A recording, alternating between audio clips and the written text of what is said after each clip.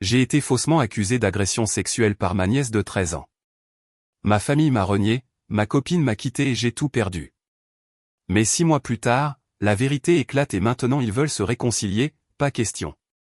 J'ai été faussement accusé d'agression sexuelle par ma nièce de 13 ans. Ma famille m'a renié.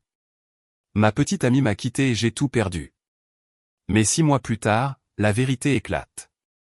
Et maintenant, ils veulent se réconcilier. Pas question. Alors, laissez-moi planter le décor.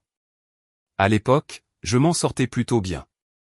J'avais un bon poste dans la gestion de projet, je possédais un appartement correct dans un quartier sympa de la ville, j'avais des amis, j'avais une vie. Rien d'extraordinaire, mais j'avais travaillé dur pour construire quelque chose de stable. Après des années à trimer à l'université et à enchaîner les postes de débutant, ma famille et moi étions proches, du moins c'est ce que je pensais. Dîner du dimanche, fête de fin d'année, tout le tralala. Ma sœur Sarah et moi étions particulièrement proches. Nous avions grandi en veillant l'un sur l'autre. Et quand elle a eu sa fille, Mélissa, j'étais là à l'hôpital, le premier à tenir ce bébé à part le père. J'adorais être un oncle. Je prenais ce rôle au sérieux, vous voyez. J'assistais aux événements scolaires de Mélissa, je l'aidais à faire ses devoirs quand Sarah était débordée par le travail, je lui ai appris à faire du vélo, les trucs d'oncle habituels. La gamine était intelligente, drôle, un peu mélodramatique parfois. Mais quelle adolescente ne l'est pas? Sarah était mère célibataire après son divorce quand Mélissa avait 8 ans, alors j'essayais de l'aider quand je le pouvais. Rien de bizarre, rien d'inapproprié, juste être une famille. Mélissa a toujours été un peu difficile, cependant. Sarah avait ce style parental où, en gros, elle ne disait jamais non à sa fille. Quoi que Mélissa veuille, Mélissa l'obtenait, un nouveau téléphone, bien sûr. Ne pas faire les corvées, pas de problème. Répondre aux adultes, ce ne sont que des adolescents qui se comportent comme des adolescents, n'est-ce pas? J'avais mentionné à Sarah à quelques reprises que peut-être quelques limites aideraient, mais elle se mettait sur la défensive. Elle disait que je ne comprenais pas parce que je n'étais pas parent. C'est juste, je suppose. Mais il y a eu cet incident, environ 6 mois avant que tout n'explose. Nous étions tous chez mes parents pour une réunion dominicale quelconque.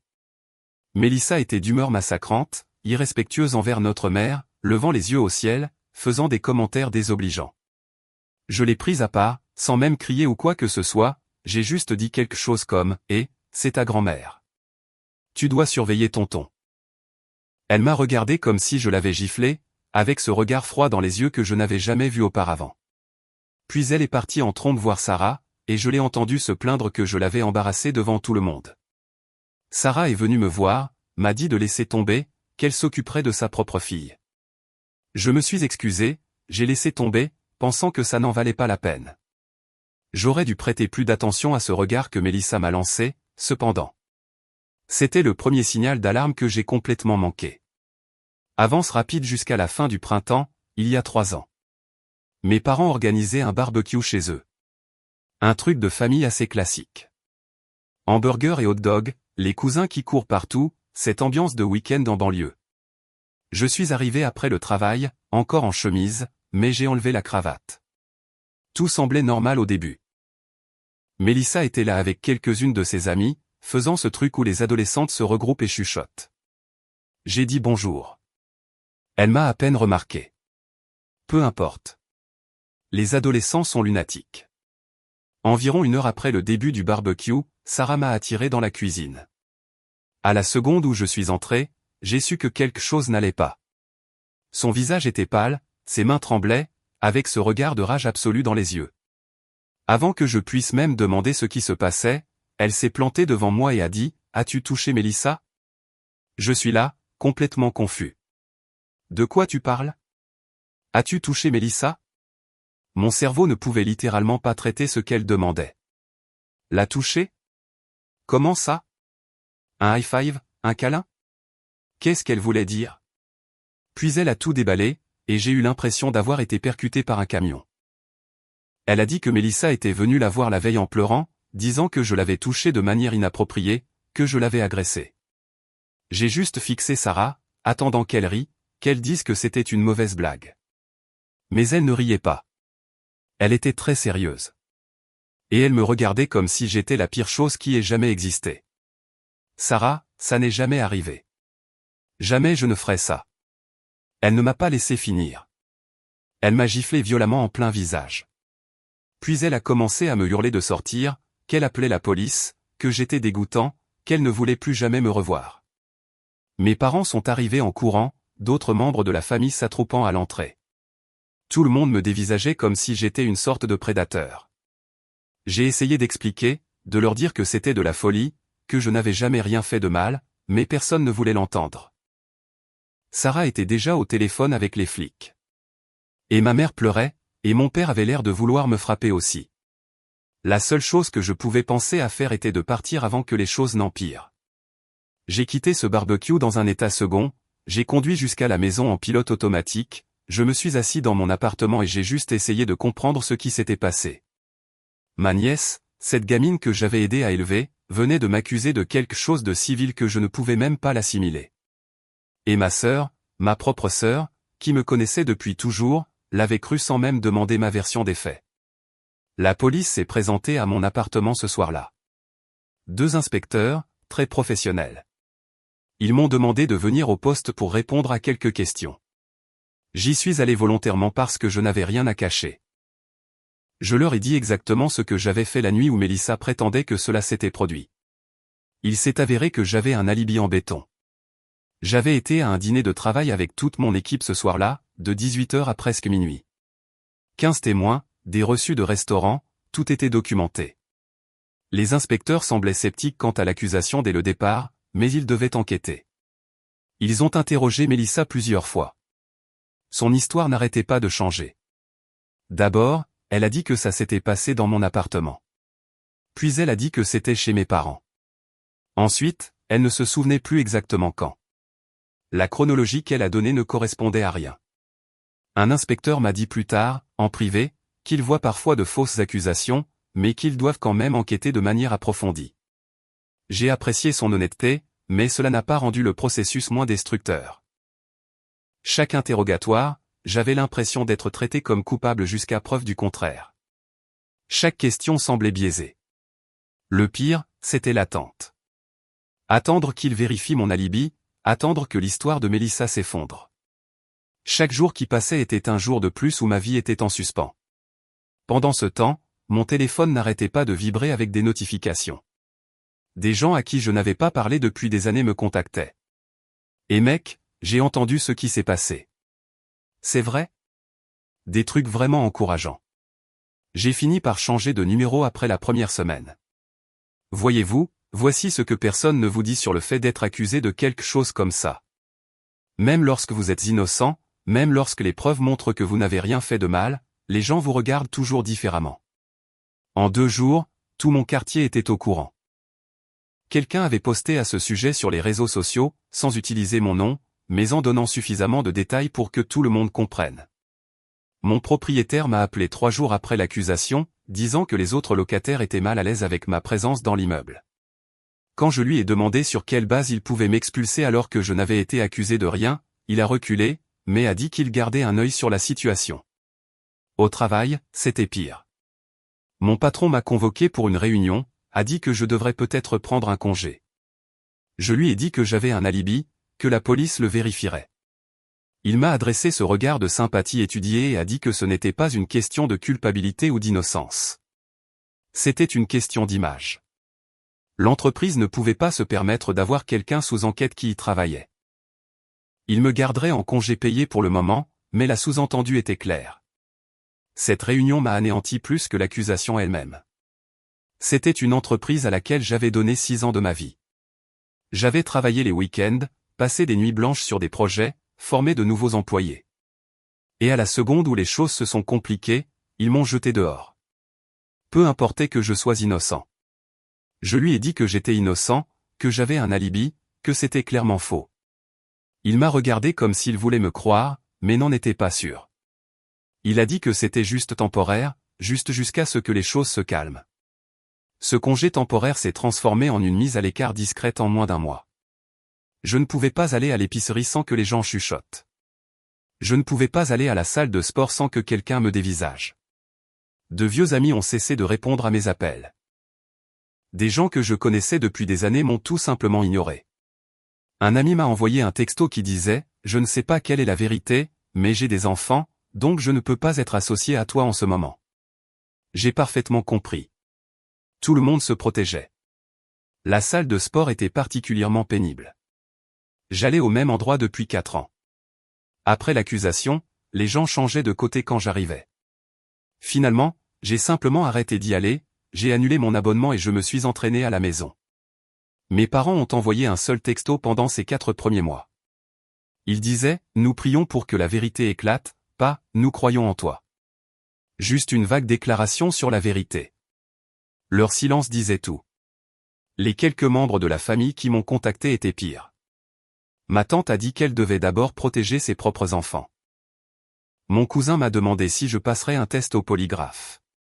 Mon oncle a suggéré que je m'excuse auprès de Mélissa pour arranger les choses. M'excuser pour quelque chose que je n'avais pas fait, juste pour que tout le monde soit à l'aise. Des gens à qui je n'avais pas parlé depuis des années sont sortis de l'ombre avec leurs opinions. Je me souviens que tu étais plutôt silencieux à l'école, et devenu, tu as toujours été louche. Chaque aspect normal de ma personnalité a été reformulé comme étant suspect. Le pire, c'est que je n'arrêtais pas de penser que tout cela passerait une fois la vérité révélée. Je n'arrêtais pas de me dire, d'accord, ils vont enquêter. Ils verront que Mélissa ment et tout le monde s'excusera et nous passerons à autre chose. J'étais d'une naïveté incroyable. 4 mois après le début de ce cauchemar, la police a officiellement classé l'affaire. Aucune charge retenue. Mon alibi était en béton. L'histoire de Mélissa avait plus de trous qu'un gruyère, et il n'y avait aucune preuve que quoi que ce soit se soit produit. Je pensais que ce serait la fin. Enfin, la justification, non. Faux. Parce qu'à ce moment-là, j'avais déjà perdu mon emploi. Ma réputation était détruite. J'avais épuisé la plupart de mes économies pour un avocat. Et les gens qui m'avaient tourné le dos, ils ne m'ont pas soudainement accueilli à bras ouverts. La plupart d'entre eux me regardaient toujours comme si j'étais coupable. Pas de charge ne veut pas dire innocent. Ce genre de bêtises. Certaines personnes m'ont même dit en face que je l'avais probablement fait, mais que je m'en étais tiré grâce à un vice de procédure. J'ai déménagé dans un autre quartier de la ville, j'ai trouvé un nouvel appartement dans un endroit où personne ne me connaissait. J'ai commencé à chercher du travail, ce qui a été brutal. Les vérifications d'antécédents ne montraient pas d'arrestation, mais Google, si. Mon nom était associé à l'accusation en ligne. Quelqu'un avait archivé le post original sur les réseaux sociaux. J'ai tout essayé pour le faire supprimer. Rien n'a fonctionné. J'ai dû l'expliquer lors des entretiens. La plupart des responsables des ressources humaines changeaient d'expression lorsqu'ils abordaient le sujet. Je leur expliquais toute l'histoire.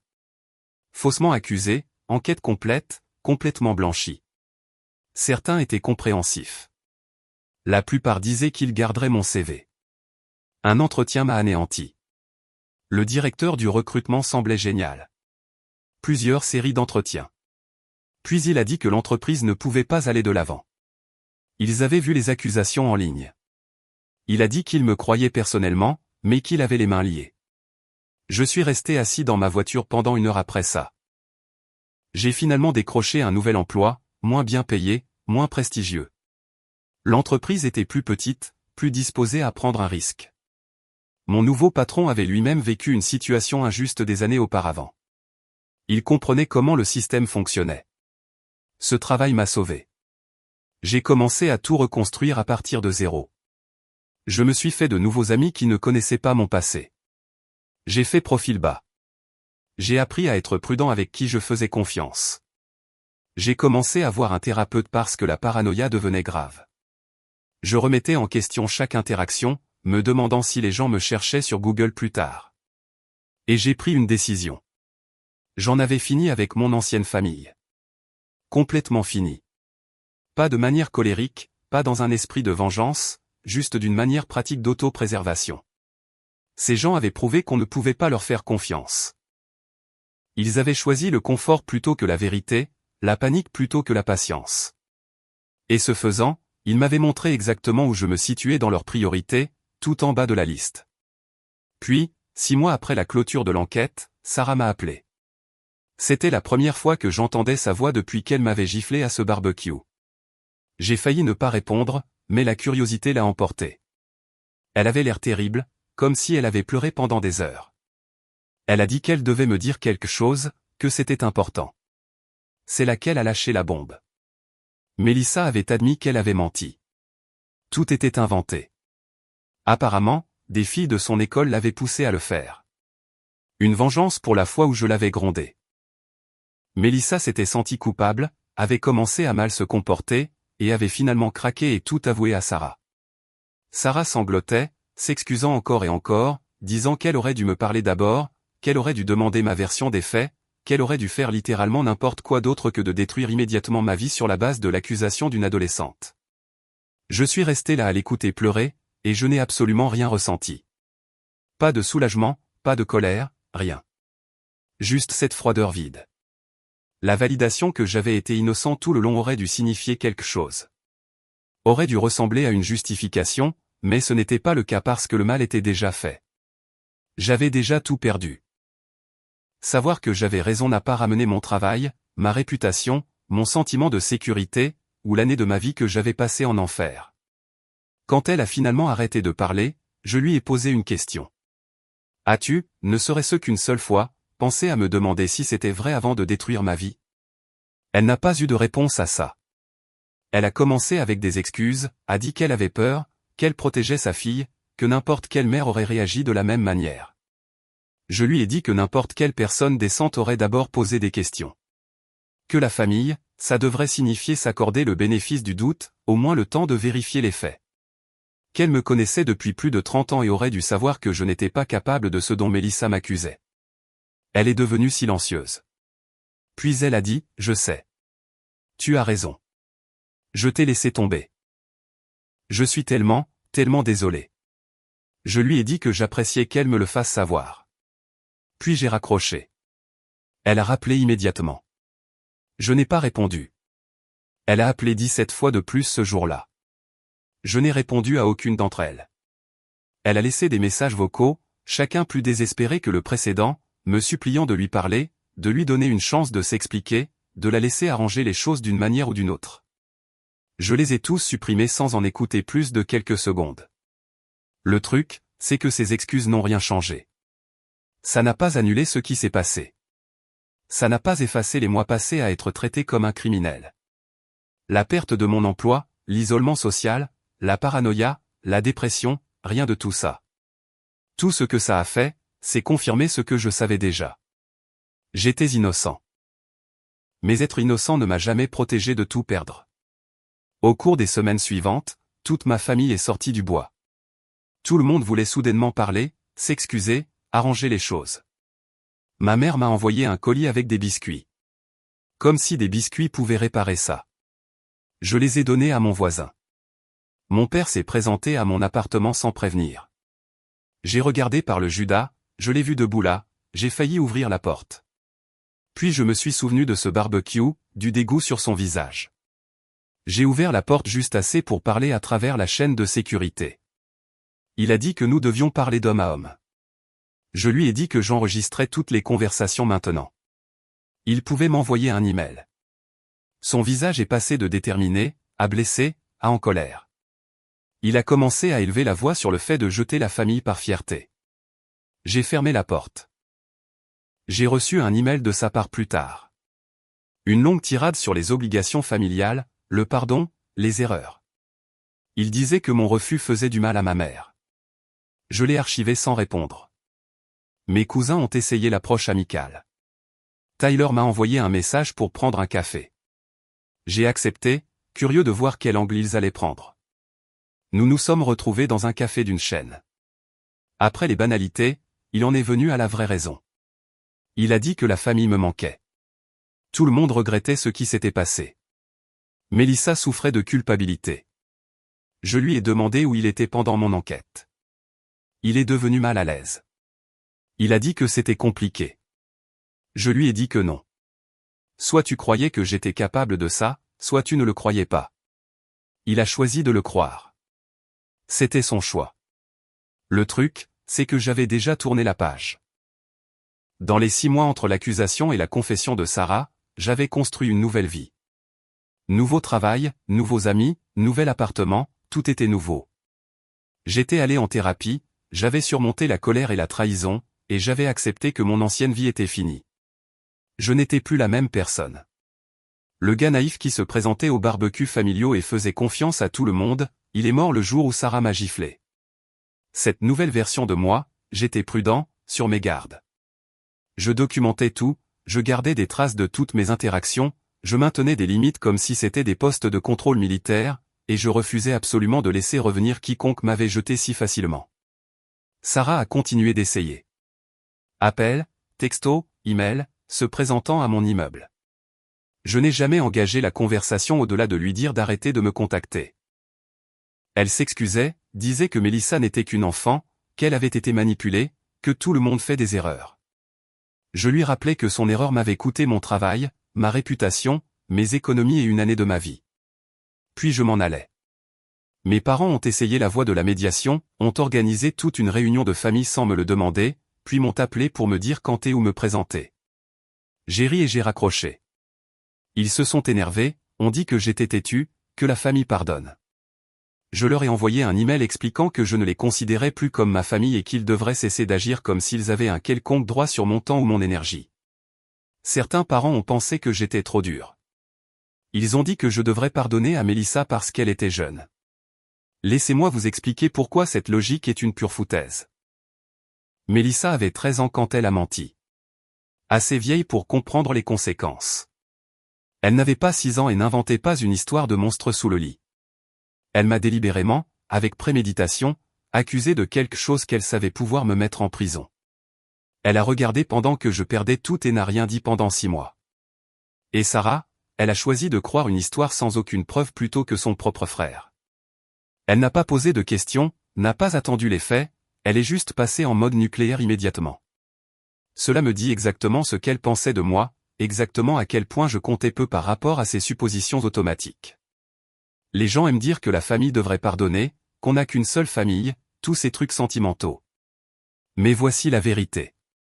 La famille est censée vous soutenir. La famille est censée vous accorder le bénéfice du doute. La famille est censée vous connaître assez bien pour dire « Attends, ça ne ressemble pas à quelque chose qu'il ferait. » Découvrons ce qui s'est réellement passé. Ma famille n'a rien fait de tout ça. 2 ans ont passé. J'avais avancé dans ma vie, je m'en sortais mieux qu'avant. J'ai été promu à mon nouveau travail, j'ai commencé à sortir avec quelqu'un lors d'une conférence professionnelle. Elle était intelligente, drôle, elle avait sa vie en main. Nous avons pris notre temps. Je me suis fait de solides amitiés avec des gens qui respectaient les limites. Mon appartement a commencé à ressembler à un foyer.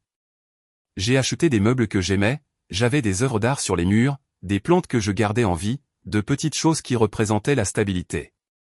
Puis le 16e anniversaire de Mélissa est arrivé. Sarah a appelé d'un numéro que je n'avais pas bloqué, me prenant au dépourvu. Elle s'est lancée dans un discours préparé.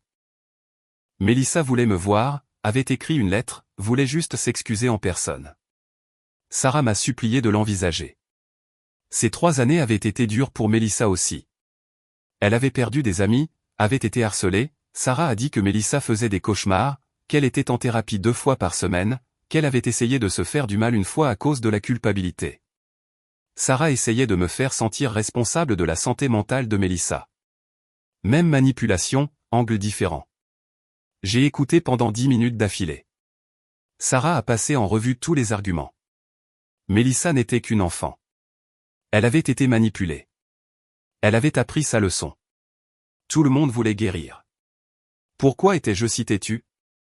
Quand elle a arrêté, j'ai dit un seul mot. Non. Sarah a essayé d'argumenter, a dit que Mélissa souffrait, qu'elle faisait des cauchemars, qu'elle était en thérapie, qu'elle avait changé. J'ai dit à Sarah que rien de tout cela n'était mon problème. Mélissa avait fait ses choix et elle pouvait vivre avec. J'avais fait les miens aussi. Ce n'est qu'une enfant, a dit Sarah. Elle était assez grande pour savoir ce qu'elle faisait, ai-je répondu. Et tu étais certainement assez grande pour le savoir. Tu as fait ton choix il y a 3 ans. Je fais le mien maintenant. Sarah a commencé à pleurer, disant que j'étais cruel, que Mélissa voulait juste tourner la page. Je lui ai dit que j'avais tourné la page quand j'ai bloqué les numéros de tout le monde et que j'ai avancé dans ma vie. Ce que Mélissa voulait, c'était le pardon pour pouvoir se sentir mieux. Ce n'était pas ma responsabilité. Ne m'appelle plus, ai-je dit, et j'ai raccroché. Elle a envoyé la lettre quand même, l'a postée à mon appartement. Je ne sais pas comment elle a eu mon adresse, si elle a engagé quelqu'un pour la trouver ou si elle m'a traqué d'une manière ou d'une autre. Cette violation m'a plus dérangé que la lettre elle-même. La lettre était exactement ce à quoi on pouvait s'attendre. Beaucoup de « je suis désolé ». Beaucoup de « j'étais jeune et stupide ». Beaucoup de « tu me manques ». Mélissa parlait de la difficulté de ces années pour elle. Comment elle avait perdu des amis. Comment les enfants à l'école la traitaient de menteuse et pire encore. Comment elle souhaitait pouvoir tout reprendre. Elle a écrit sur des souvenirs spécifiques. Apprendre à faire du vélo. Moi lui apprenant. Les fêtes d'anniversaire où j'étais venu avec des cadeaux. Les fois où je l'avais aidé avec ses devoirs. Elle essayait de me rappeler qui nous étions l'un pour l'autre, d'essayer de déclencher une réponse émotionnelle qui me donnerait envie de renouer le contact. Tactique de manipulation classique, et je l'ai reconnue parce que mon thérapeute m'avait préparé à ce genre de choses. La lettre était bien écrite. Je lui accorde ça. Elle a probablement nécessité plusieurs brouillons. Peut-être même avec l'aide de son thérapeute ou de Sarah. Elle a touché toutes les bonnes cordes. A reconnu ce qu'elle a fait. A pris ses responsabilités. A exprimé des remords qui semblaient sincères. A expliqué comment elle avait changé. N'a rien demandé d'autre qu'une chance de s'excuser en personne. Si je n'avais pas su mieux, si je n'avais pas vécu ce que son mensonge m'a fait, cela aurait pu être émouvant. Mais je savais mieux, et j'ai reconnu la lettre pour ce qu'elle était. Pas vraiment des excuses pour mon bénéfice, mais une étape dans le processus de guérison de Mélissa. Son thérapeute l'a probablement suggéré. Écris une lettre à la personne que tu as blessée. Exprime tes sentiments. Prends tes responsabilités. Bonne technique thérapeutique, bien sûr. Mais le but était d'aider Mélissa à se sentir mieux, pas de véritablement réparer les torts envers moi. Je l'ai lu une fois, puis je l'ai passé au destructeur de documents. Pas par colère ou par dépit, juste par pure praticité. Ce chapitre de ma vie était clos. Certaines personnes en ligne m'ont dit que j'aurais dû au moins répondre, que je devrais lui donner une chance, que garder de la rancune est toxique. Mais voici ce que ces gens ne comprennent pas. Je ne garde pas de rancune. Je ne suis pas consumé par le ressentiment. Je ne prépare pas de vengeance ni ne me réjouis de leur souffrance. Je suis juste indifférent. Le contraire de l'amour, ce n'est pas la haine. C'est l'apathie. Et je suis complètement apathique envers mon ancienne famille. Ce sont des étrangers maintenant. Des gens que je connaissais, comme de vieux camarades de classe que vous croisez au magasin et avec qui vous échangez des banalités avant de continuer votre journée. Sauf que je ne veux même pas des banalités. Des excuses n'effacent pas ce qui s'est passé. Elles ne me rendent pas le travail que j'ai perdu, les amis qui m'ont abandonné, l'année que j'ai passée en paria social. Elles n'annulent pas les crises de panique que j'ai eues chaque fois que quelqu'un me regardait de travers, ou la paranoïa qui m'a fait enregistrer chaque interaction avec un autre être humain. Elles ne compensent pas le fait d'avoir dû recommencer toute ma vie à 0 à 32 ans. Les excuses de Mélissa étaient pour son bénéfice, pas le mien. Elle voulait se sentir mieux. Elle voulait s'absoudre de sa culpabilité. C'est la nature humaine. Je comprends. Mais je ne lui devais pas ce réconfort. Je ne lui devais rien. Sarah m'a rappelé après l'anniversaire de Mélissa. Elle a dit que j'avais brisé le cœur de sa fille en ne venant pas. J'ai souligné que Mélissa avait brisé toute ma vie avec ses mensonges, donc nous n'étions guère quittes. Sarah a dit que je gardais rancune à une adolescente. J'ai dit que je me protégeais des gens qui avaient prouvé qu'on ne pouvait pas leur faire confiance. Grande différence.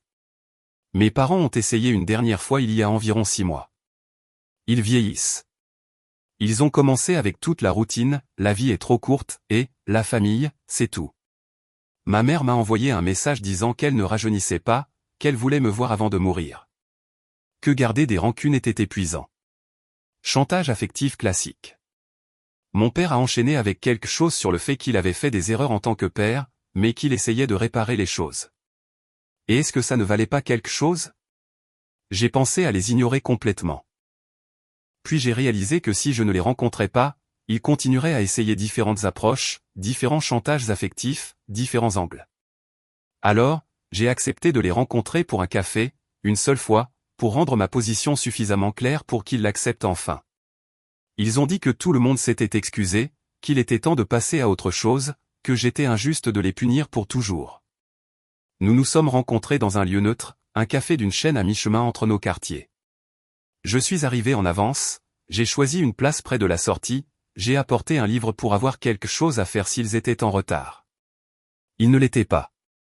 Ils sont arrivés à l'heure, l'air nerveux. Je les ai rencontrés pour un café. La seule fois où je les ai vus en personne en 3 ans. Ils avaient l'air plus vieux, plus fatigués. Ma mère avait plus de cheveux gris que dans mon souvenir. Mon père avait perdu du poids, il semblait plus petit d'une manière ou d'une autre.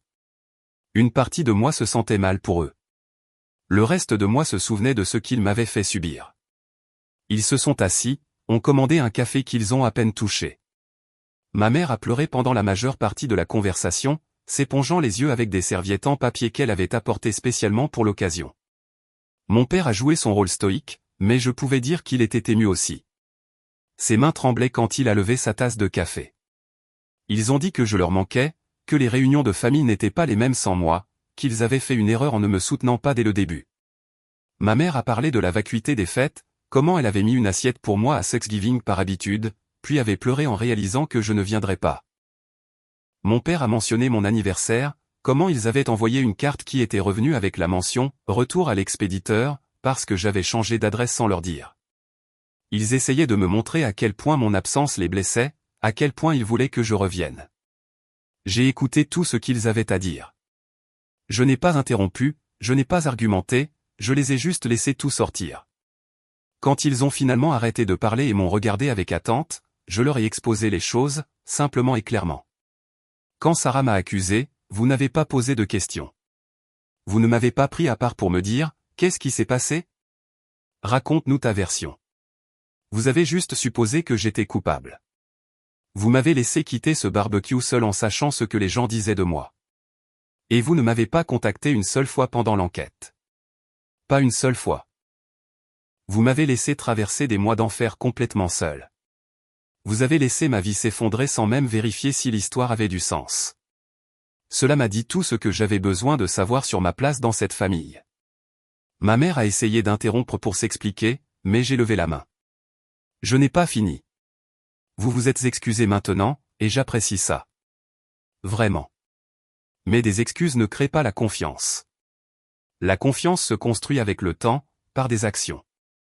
Et vous avez détruit plus de 30 ans de confiance en un après-midi. Je ne suis pas intéressé par la reconstruction. J'ai une bonne vie maintenant, avec des gens qui me respectent et qui croient en moi. Des gens qui m'ont accordé le bénéfice du doute quand les choses se sont compliquées, qui sont restés à mes côtés, qui ont posé des questions avant de porter des jugements.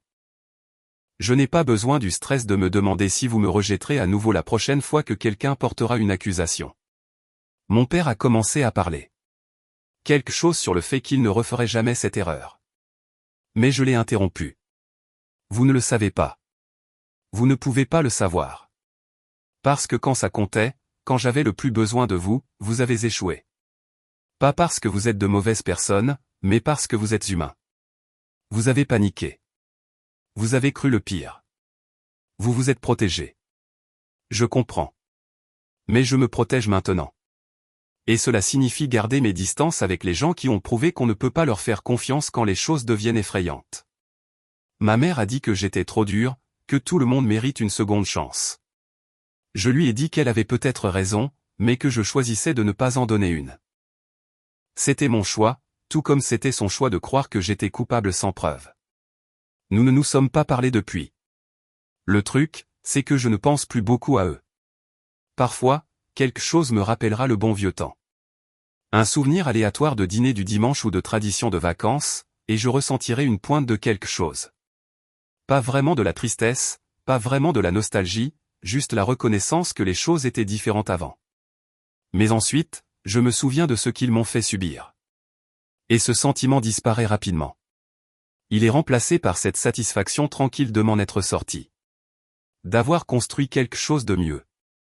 De ne pas être coincé dans un cycle de personnes qui traitent la famille comme quelque chose de jetable. Ma petite amie et moi avons fêté nos 2 ans le mois dernier. Elle est incroyable. Honnêtement, elle travaille dans le marketing. Elle a un grand sens de l'humour. Elle me met au défi de la bonne manière. Nous avons emménagé ensemble il y a environ 6 mois. Nous avons trouvé un appartement avec une chambre supplémentaire que nous utilisons comme bureau à domicile. Elle connaît les grandes lignes de ce qui s'est passé avec ma famille, qu'il y a eu une fausse accusation qui a détruit ses relations, mais elle n'a pas insisté pour avoir les détails. Elle a dit que lorsque je serai prêt à tout lui dire, elle écoutera, mais qu'elle ne me mettra pas la pression. Ce niveau de respect, de compréhension des limites, c'est ça, le vrai soutien. Elle n'a pas eu besoin de connaître tous les détails de mon passé pour me faire confiance dans le présent. Elle m'a jugé sur mes actions, mon caractère, la façon dont je la traitais elle et les autres. Concept nouveau, n'est-ce pas? Nous avons un bon groupe d'amis maintenant. Des couples pour la plupart. Des gens que nous avons rencontrés au travail ou par le biais de nos passe-temps. Nous organisons des soirées-jeux, des dîners, des week-ends, des choses normales que je pensais ne plus jamais avoir après que tout se soit effondré. Ces gens me connaissent comme le gars qui est bon au Trivial Pursuit, qui fait de terribles blagues, qui est étrangement compétitif aux jeux de société, pas comme le gars qui a été accusé de quelque chose de terrible. C'est le cadeau d'un nouveau départ. Vous pouvez être qui vous êtes maintenant, pas qui vous étiez quand votre vie a explosé. Certaines personnes m'ont dit que je suis trop rancunier, que je devrais laisser tomber et renouer avec ma famille. D'autres disent que je suis complètement justifié, que ce qu'ils ont fait est impardonnable. Honnêtement, je me fiche de ce que les autres pensent. Il ne s'agit pas de bien ou de mal, ou de qui est justifié ou qui est raisonnable. Il s'agit d'auto-préservation et de santé mentale. J'ai appris une dure leçon il y a 3 ans. J'ai appris que les gens se retourneront contre vous en un clin d'œil si l'accusation est suffisamment grave, que votre histoire avec quelqu'un ne signifie rien lorsque la peur et l'indignation prennent le dessus. Qu'être innocent ne vous protège pas de tout perdre. Ce sont des leçons brutales, mais elles sont précieuses. Elles m'ont appris à être plus prudent, plus sélectif, plus protecteur de la vie que je construis. J'ai aussi appris que je suis plus fort que je ne le pensais. J'ai survécu à une destruction complète et j'ai reconstruit ma vie à partir de rien. J'ai perdu mon travail, ma réputation, ma famille, mes amis, ma maison, tout. Et je me suis quand même levé chaque matin, j'ai continué, j'ai persévéré jusqu'à ce que ces émotions redeviennent réelles. Ce n'est pas quelque chose que tout le monde peut dire. Je suis fier de cette force, même si j'aurais aimé ne jamais avoir à la développer. Je me suis fait de nouveaux amis, j'ai trouvé une nouvelle famille, et les gens qui m'ont vraiment soutenu. J'ai créé une vie qui ne dépend de personne qui a prouvé qu'on ne pouvait pas lui faire confiance. Cela vaut plus pour moi que n'importe quelle réunion de famille ou fête d'anniversaire. Mélissa a 19 ans maintenant. J'ai appris sur les réseaux sociaux qu'elle est à l'université et étudie la psychologie. Une partie de moi se demande si elle essaie de comprendre pourquoi elle a fait ce qu'elle a fait. Une partie de moi espère qu'elle a appris, qu'elle est devenue quelqu'un qui réfléchit avant d'agir. Mais c'est un espoir lointain, le genre d'espoir que l'on a pour des étrangers, comme espérer qu'une célébrité redresse sa vie, détachée, impersonnelle. Elle est en thérapie de manière constante depuis la confession. J'espère sincèrement que ça l'aide. Pas pour moi, mais pour elle. Peut-être qu'elle deviendra une personne décente. Peut-être qu'elle l'est déjà. Ça ne m'importe pas de toute façon. Sarah a récemment tenté une nouvelle approche.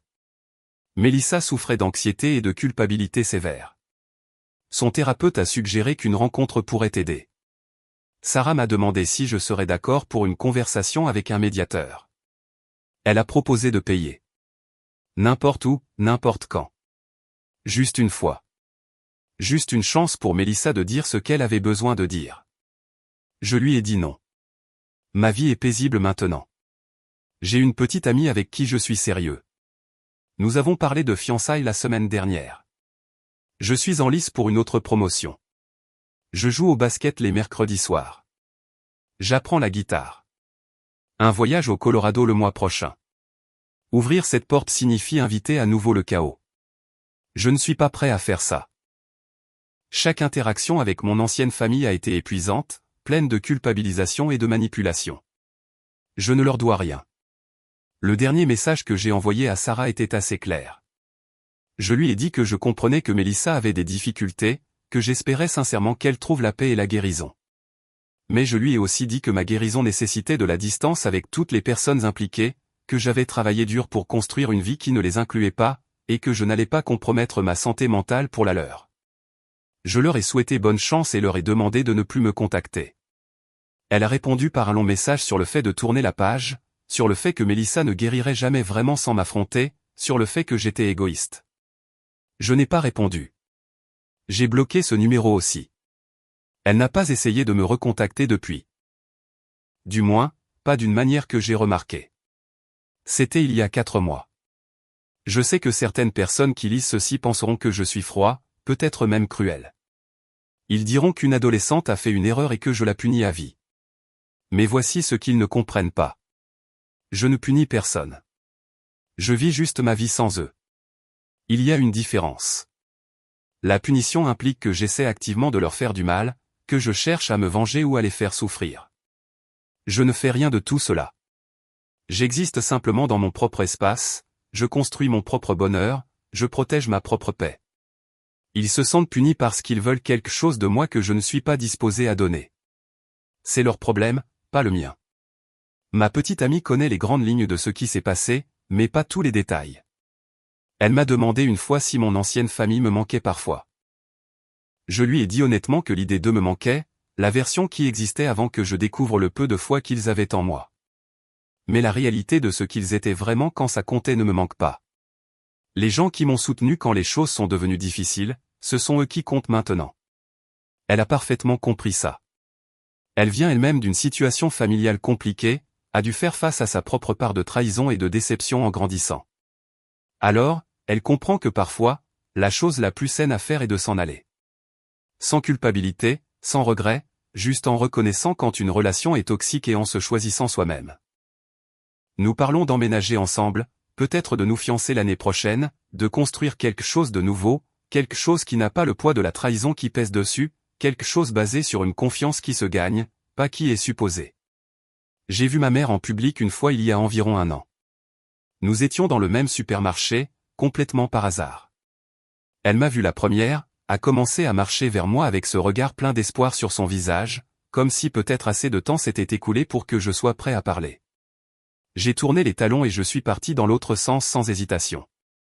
Je l'ai entendu appeler mon nom mais je ne me suis pas retourné, je n'ai pas ralenti, j'ai juste continué à marcher jusqu'à ce que je sois dans un autre rayon.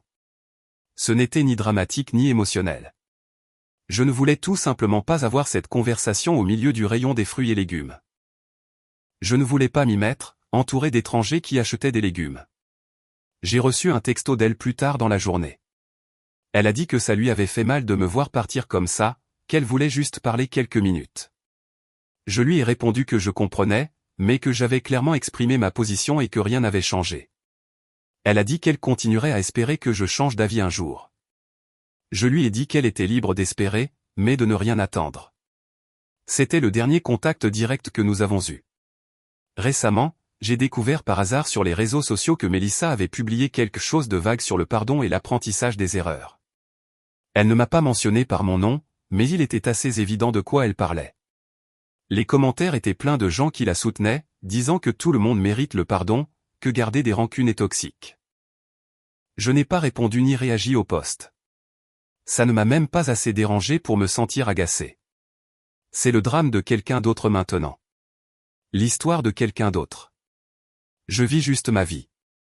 Ma vie maintenant est assez simple et directe, honnêtement. Travail, salle de sport, passer du temps avec ma petite amie et notre groupe d'amis. Travailler sur mes passe-temps. Je me suis mis au travail du bois l'année dernière. J'ai construit une étagère qui s'est avérée plutôt décente. Je pense à prendre un chien. Des trucs normaux. Des trucs ennuyeux. Le genre de vie que les gens tiennent pour acquise jusqu'à ce qu'ils aient dû la reconstruire à partir de zéro. Les gens me demandent si je me réconcilierai un jour avec ma famille. Ma réponse est toujours la même. Il ne faut jamais dire jamais, mais je ne retiens pas mon souffle. Si une réconciliation a lieu, ce sera parce que quelque chose de fondamental change.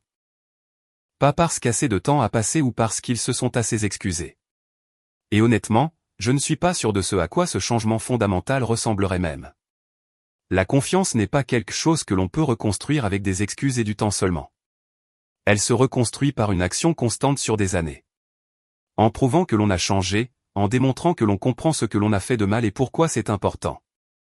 Ma famille n'a rien fait de tout cela. Ils se sont juste excusés et s'attendaient à ce que je revienne. Comme si dire pardon était un bouton de réinitialisation magique. Ce n'est pas le cas.